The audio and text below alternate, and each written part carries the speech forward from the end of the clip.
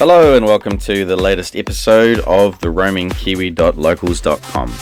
Welcome, thank you very much for joining us. This is episode 10, so if you've joined us for today, then it's likely that you've watched all the other episodes leading up to today. This is one of the road travel diaries, and we're going from Akaroa to Lake Ellesmere today. Yes, all the music that you hear on all of these episodes is original. It is made or programmed by me. And so if you want to have access to it, all you got to do is let me know and I'll send you a copy of the file. Alrighty, so we're actually driving out of Akaroa now. We've just gone past La Chevelle, and I think that's how you say it. Hopefully I've got that right. French people, you can always correct me if you like. We're coming into Barry's Bay soon. A beautiful little drive around the harbour there. I really quite enjoy it. It's kind of a windy road, but it is good. It's a nice drive. So today you're going to be able to get to see some of the scenery that you missed in the last episode because it was quite foggy. So we're headed back up the saddle road, and as we come near the top, you'll be able to see some of the expansive valleys below, which is it's kind of beautiful scenery that's out there.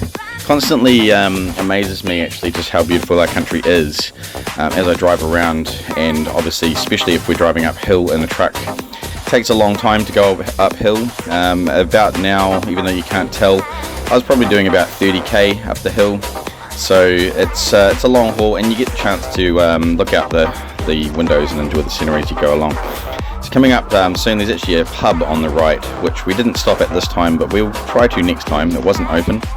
And that's the Hilltop Tavern. It's pretty cool looking. There's an observatory and a like a viewing camera from that point.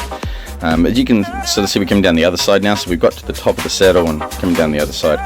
So this road links up to Little River, which is a place that's got a bit of accommodation, some freedom camping, some interesting accommodation too. So they've actually got accommodation in grain silos, which is something I'd never seen before. But they obviously are making it work for them. We'll see that in a few moments as we drive past.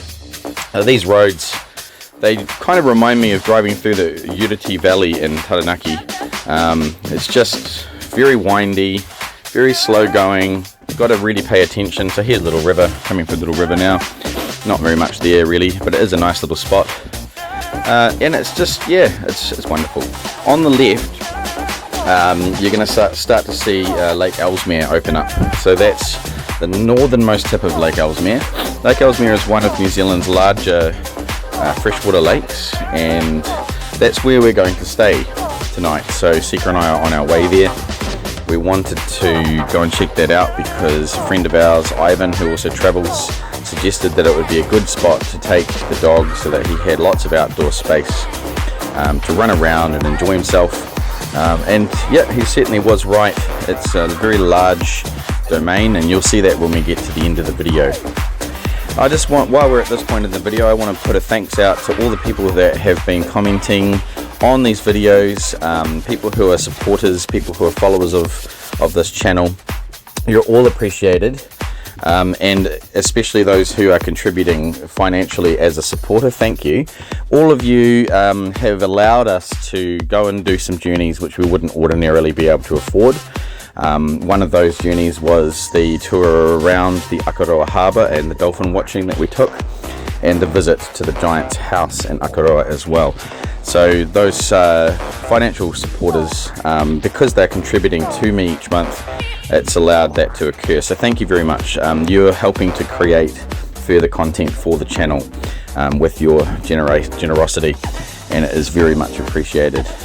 Alright, so we're coming down Country Road, which drives along the border of the lake. It's a very large lake, as I mentioned, so not as large as, say, Lake Tekapo or any of the other big inland lakes, but it is a significant sized lake. A lot of this farmland borders it, and so on the left is where the lake is, although you can't see it at the moment because we're not really close enough to it. But these are all beautiful little peaceful country lanes.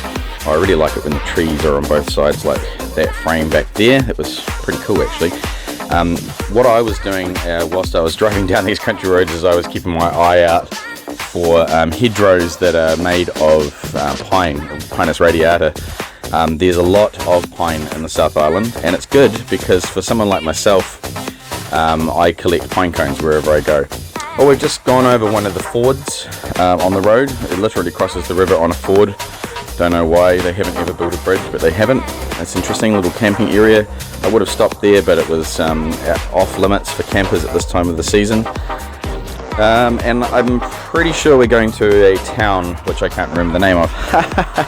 So you might, if you're from the South Island and you know this area better than I, then feel free to leave a comment in the comments section below, letting me know which town we're actually headed to, as I cannot remember the name of it, which is a real shame. I should have done my research, shouldn't I? Well, next time I make a video, I'll do my research, ladies and gentlemen. I'll put a signpost up. So here's that town that we're at, and we stopped here for a little bit of groceries, got some beers and that kind of stuff, and then I was headed down to the lake. So following this road all the way down the end there takes us to the lake.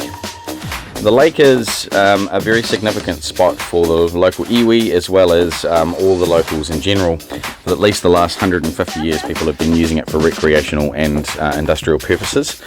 It still has a fishery of flounder, it still has eels and so on in it, but unfortunately it is quite polluted by today's standards, and that's partly because of all of the dairy that happens in there. Anyway, thank you for watching. We're now at Lake Ellesmere. A nice little spot if you get the chance, and you can also tolerate the mosquitoes because they are quite large. Yeah, didn't sleep that well that night because of the mosquitoes, but nonetheless a good spot to park on the way to the journey. Thanks for joining us.